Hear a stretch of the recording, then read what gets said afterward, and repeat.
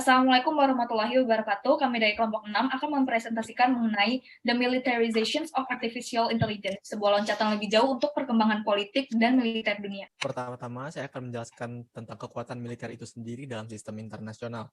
Jadi, isu-isu militer ini seringkali kita temukan dalam pembahasan yang berdasarkan asumsi realisme, sehingga dalam kali ini kita akan menganalisis sistem internasional berdasarkan ajaran realisme, yaitu sistem internasional yang bersifat anarki. Menurut John Mearsheimer, sistem internasional itu memiliki 5 asumsi dasar yang disebut dengan bedrock assumption yang tertuang dalam buku Offensive Realism. Dan di tabel yang di bawah itu bisa dibaca sendiri, itu adalah asumsi-asumsi dasar tersebut.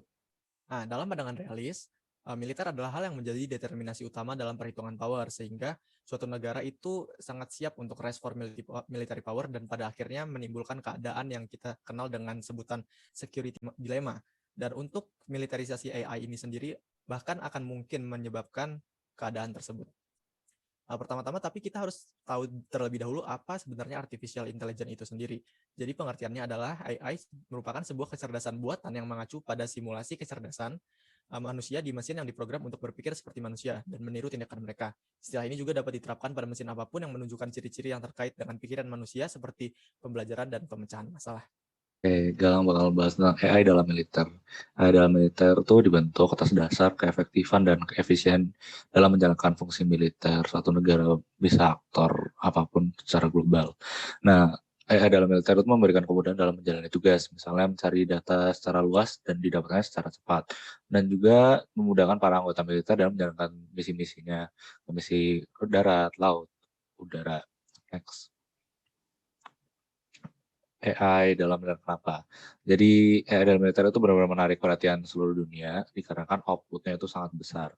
Sangat besar dalam hal responnya ada yang positif dan negatif.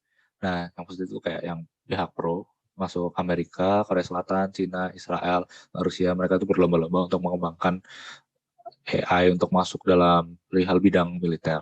Tapi ada juga yang kontra, jadi seperti Inggris sama Uni Eropa. Nah, yang kontra ini menganggap AI itu kalau masuk di militer itu bakal sama bahaya sama senjata nuklir, bahkan bisa lebih. Jadi untuk bidang-bidang militer harusnya itu selalu ada dalam pengawasan oleh manusia. Next. Oke, selanjutnya saya Alvela akan menjelaskan mengenai peran PBB di dalam mendorong AI militarization. Nah, pertama kita akan membahas mengenai pandangan dari PBB mengenai AI ini sendiri. Nah, menurut PBB, AI ini memiliki potensi untuk berkontribusi pada kesehatan dan kesejahteraan individu, komunitas, dan negara, serta untuk membantu pemenuhan agenda PBB tahun 2030 untuk tujuan pembangunan berkelanjutan. Nah, di dalam mendorong AI militarization ini, PBB melakukan partnership. Nah, cabang yang mereka pakai adalah UN-ODA. Dan mereka berkolaborasi dengan Stanley Center for Peace and Security serta Stimson Center. Nah, peran PBB ini apa sih? Mereka ini sebenarnya berperan untuk memberikan pengantar kepada pemerintah dan juga masyarakat terhadap aplikasi AI di dalam militer melalui 3 hal, yaitu menjelaskan potensi benefits-nya, resikonya, dan bagaimana potensi tata kelola global di dalam mengelola AI militer ini. Nah, tujuannya itu apa? Agar pemerintah dan masyarakat memiliki pengetahuan mengenai AI, sehingga mereka dapat berpikir secara kritis untuk melakukan penguraian terhadap potensi evolusi di dalam kemiliteran menggunakan AI. Nah, ada 2 dampak yang akan terjadi, yaitu yang pertama adalah peningkatan kompetensi pembuatan AI untuk militer. Sebenarnya positifnya itu AI akan pesat pertumbuhannya, terutama AI untuk militer, tapi negatifnya itu nanti akan terjadi arms race, dan arms race ini akan memicu security threats. Nah, dampak yang kedua adalah kemungkinan terbentuknya teknologi controls yang baru. Nah, maksudnya teknologi controls ini mungkin contohnya kalau untuk yang sekarang itu teknologi controls terhadap nuklir. Salah satunya adalah the Nuclear Non-Proliferation Treaty. Nah, sebenarnya positifnya ada teknologi controls ini adalah memberikan izin, larangan, dan batas yang jelas mengenai senjata atau robot atau alat AI militer yang dimiliki setiap negara di masa damai saat ini. Nah, tetapi negatifnya itu adalah AI itu merupakan sistem yang terbuka, jadi akan sulit kontrolnya. Selanjutnya ada studi case sample, yaitu military AI di US. Nah, tujuannya AS memiliki aplikasi AI ini adalah untuk meningkatkan keamanan mereka sendiri dan memberikan perlindungan kepada masyarakatnya. Selain itu, mereka ingin meningkatkan peluang kemenangan di dalam medan perang di masa depan dan mengurangi resiko pada sumber daya dan pasukan militer mereka sendiri. Ini adalah beberapa contoh dari AI militer yang dimiliki AS. Silahkan di-pause untuk dibaca lebih lanjut. Nah, tapi AI ini juga mengalami tantangan, yaitu ada penyesuaian di mana AI ini kan pada dasarnya dibentuk oleh sipil, sehingga ketika dipindahkan ke militer akan mengalami kesulitan untuk menyesuaikan diri karena algoritma yang kompleks. Yang kedua adalah sipil versus militer. Standar keamanan sipil itu lebih rendah daripada militer, sehingga toleransi militer itu akan lebih tinggi terhadap AI ketika terjadi kegagalan. Dan yang ketiga adalah SDM, yaitu sumber daya manusia. Sebenarnya ini lebih terfokus kepada ahli-ahli AI yang tidak dimiliki oleh pihak militer karena mereka kekurangan dana untuk menggaji expert-expert itu. Dan yang bisa menggaji biasanya justru sektor swasta. Untuk selanjutnya itu, study case yang kedua adalah AI military in China. Jadi, Xi Jinping atau Presiden China yang ke-7 ini telah meminta Tentara Pembebasan Rakyat China atau PLA ini untuk berusaha menjadi militer kelas dunia. Nah, kemajuannya dalam sistem persenjataan yang canggih ini memicu keprihatinan yang intens dari negara tetangga serta negara pesaingnya. Dan militer China dan industri pertahanan China juga telah mengejar investasi yang sangat signifikan dalam bidang robotika, salah satunya ini adalah AI. Next. Nah, ini adalah beberapa contoh AI yang ada di China. Mungkin untuk info lebih lanjutnya bisa dibaca dan di-pause saja. Next. Nah, AI military China ini tentunya ada tujuan dan tantangannya. Nah, tujuannya sendiri adalah sebagai strategi pembangunan nasional, mendukung pertahanan dan keamanan, meningkatkan kesadaran situasional medan perang, dan lain sebagainya. Lalu, berguna juga untuk meningkatkan kesadaran situasional medan perang, terutama di teknologi pengintaian, pengawasan, serta akuisisi target. Nah, tantangan yang dihadapi itu yang pertama adalah untuk wilayah yang sudah tegang dan padat ini akan memicu sebuah persaingan dalam keunggulan AI itu sendiri. Lalu yang kedua ini adalah kurangnya bakat sumber daya manusia dalam AI, dan ketertinggalan dalam teknologi inti, ketidaksetaraan pendanaan, persaingan pasar, dan lain sebagainya. Lalu yang terakhir juga ada risiko strategis, termasuk kemungkinan bahwa AI ini akan meningkatkan kemungkinan perang, mengakibatkan konflik, dan akan berkembang biak menjadi aktor yang jahat. Next. Nah, untuk study case yang ketiga atau yang terakhirnya adalah kita membahas AI militer in Rusia. Jadi Rusia sendiri meningkatkan fokusnya pada AI untuk membuat senjata canggih bagi para angkatan bersenjata tentunya, seperti perusahaan Rostek milik negara Rusia yang menciptakan produk militer kelas atas, juga telah mengakui bahwa sejumlah anak perusahaannya seperti Kalashnikov dan Tekmas ini sudah mengerjakan perkembangan senjata terkait AI.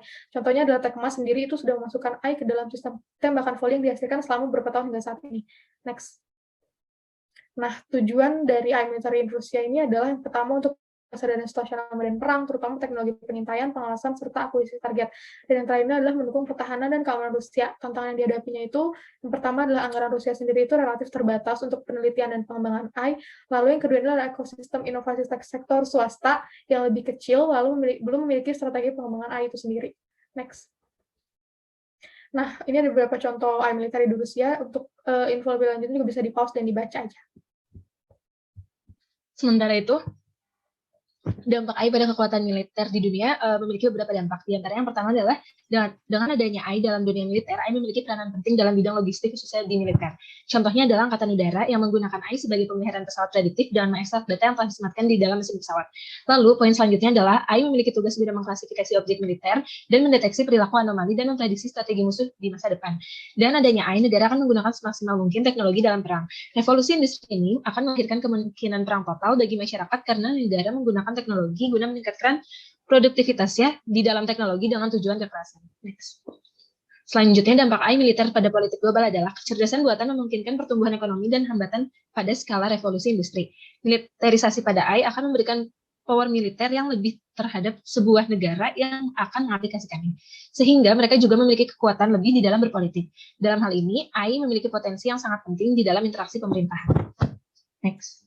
Oke, selanjutnya saya akan menjelaskan mengenai kesimpulan dari presentasi ini, yaitu di dalam era di mana teknologi sangat dipuja, ketertarikan pada AI itu tinggi, terutama dari sipil dan militer. Nah, militer ini tertarik karena mereka membutuhkan efisiensi dan keakuratan yang sangat tinggi, dan ini sangat cocok dengan fungsi dari AI. Nah, melalui demand yang tinggi dari militer dan juga dorongan dari PBB, banyak sektor komersial yang berlomba-lomba untuk membuat AI yang dikhususkan untuk militer. Nah, untuk saat ini yang memimpin di bidang militerisasi AI itu baru Amerika Serikat, China, dan Rusia. Untuk negara lain masih dalam perkembangan ataupun belum memakai AI sama sekali. Dan tujuan mereka itu sama, yaitu untuk meningkatkan keamanan negara mereka dan meningkatkan potensi militernya. Tetapi tantangannya pun juga mirip, yaitu kurangnya ahli AI yang dikhususkan untuk militer dan ketakutan masyarakat masih tinggi.